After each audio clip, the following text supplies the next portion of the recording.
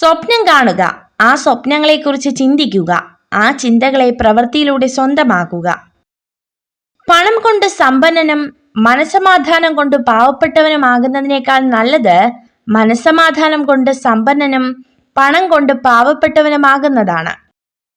അറിഞ്ഞോ അറിയാതെയോ നാം പിന്തുടരുന്ന പാതകളും പടുത്തുയർത്തിയ പദ്ധതികളുമാണ് നമ്മുടെ ഭാവി ദിനങ്ങൾ രൂപീകരിക്കപ്പെടുന്നതും ലക്ഷ്യങ്ങളെ ക്രമീകരിക്കുന്നതും.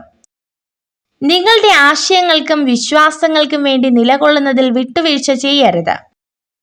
നിങ്ങൾ സഞ്ചരിച്ചു കൊണ്ടിരിക്കുന്ന ജീവിതപാത തടസ്സങ്ങളൊന്നുമില്ലാതെ വളരെ വ്യക്തമാണെങ്കിൽ ഒരുപക്ഷെ മറ്റാരൊക്കെയോ സഞ്ചരിച്ച അതേ ജീവിതപാത തന്നെ നിങ്ങളും പിന്തുടരുകയായിരിക്കാം. അവസരം, ആവശ്യകത, കഴിവ്, സമയം ഇവ കൂടെയുള്ളപ്പോൾ പ്രവർത്തിക്കുക. ഒരു നിമിഷം പോലും വൈകരുത്.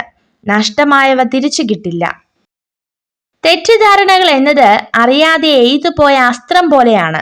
യാഥാർത്ഥ്യങ്ങൾ തിരിച്ചറിയുമ്പോഴേക്കും കുറെ മനസ്സുകളെ മുറിവേൽപ്പിച്ച് അത് മുന്നോട്ട് പോയിട്ടുണ്ടാകും.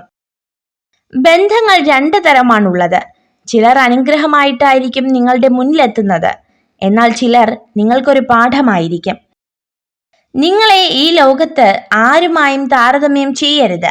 നിങ്ങൾ അങ്ങനെ ചെയ്താൽ നിങ്ങളെ തന്നെ സ്വയം അപമാനിക്കുകയാണ്.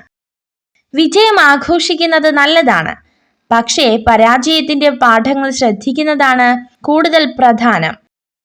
വിജയം തോൽവിയെ ഭയപ്പെടുന്നവർക്ക് മാത്രമുള്ളതാണ്. നമ്മുടെ ചിന്തകളാണ് നമ്മുടെ ജീവിത വിജയവും പരാജയവും തീരുമാനിക്കുന്നത്.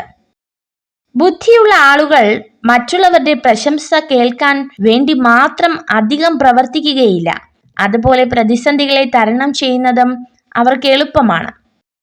കോപത്തോടെ പോരാടാൻ പ്രയാസമാണ്, എന്നാൽ വിവേകമുള്ള മനുഷ്യൻ അതിനെ നിയന്ത്രിക്കും. നിങ്ങളുടെ ഉള്ളിൽ കോപം അതിരുവിട്ട് ഉയരാൻ പോകുന്നതായി തോന്നുമ്പോൾ അനന്തരഫലത്തെക്കുറിച്ച് ചിന്തിക്കുക.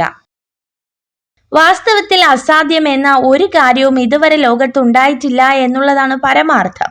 അഥവാ എന്തെങ്കിലും അസാധ്യമായിരുന്നുവെങ്കിൽ ഈ ലോകത്ത് ഒന്നും തന്നെ സംഭവിക്കില്ലായിരുന്നു. ഒരു പ്രാവശ്യം കണ്ടാൽ അത് സ്വപ്നം, 2 പ്രാവശ്യം കണ്ടാൽ അത് ആഗ്രഹം, പല പ്രാവശ്യം കണ്ടാൽ അത് ലക്ഷ്യം. ഒരു സ്ത്രീ ഏറ്റവും കൂടുതൽ സന്തോഷവതിയായി കാണപ്പെടുന്നത് നിങ്ങൾ അവളുടെ എല്ലാം ആണെന്ന് തെളിയിക്കുമ്പോഴാണ്. നിങ്ങളിൽ അസന്തുഷ്ടനായ വിമർശകർ നിങ്ങളുടെ മെച്ചപ്പെടലിന്റെ ഏറ്റവും വലിയ ഉറവിടമാണ്. അവരുടെ വാക്കുകൾക്ക് ചെവി നൽകുക, സ്വയം മെച്ചപ്പെടുത്തുക.